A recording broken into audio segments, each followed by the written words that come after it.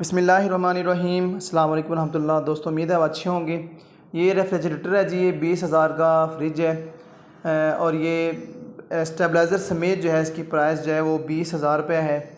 یہ تقریباً ہمیں 20,000 میں پڑا ہے اور اس کے ساتھ جو چونکی ہوتی ہے وہ بھی مل گئی ہے۔ تو آپ نے اس طرح کرنا ہے کہ آپ نے نیا فریج بالکل بھی نہیں لینا، کیونکہ جو نئے ریفریجریٹر آ رہے ہیں انورٹر والے بہت ہی مہنگے ہیں۔ 1.5 لاکھ، 1.25 لاکھ، 1,25,000 ان کی پرائس ہیں، 1,30,000، تو بہت ہی مہنگے پڑ رہے ہیں، ٹھیک ہے۔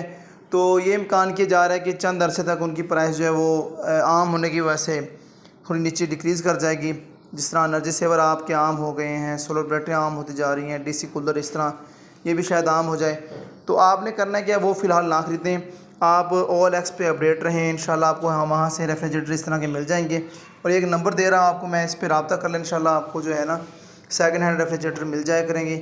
تو یہ دیکھیں، اس کوئی نقص نہیں ہوتا ہے، ان کے اندر پراپر کولنگ کرتے ہیں، 4 سے 5 سال انشاءاللہ جو ہے کم از کم کہیں جاتے ہیں آپ کے نا، بلکہ میں کہوں گا زیادہ چلتے رہتے ہیں نا یہ۔ تو آپ طریقے سے چلائیں ان کو، انشاءاللہ اس میں کوئی نقص آپ نہیں دیکھیں گے۔ السلام علیکم ورحمۃ اللہ۔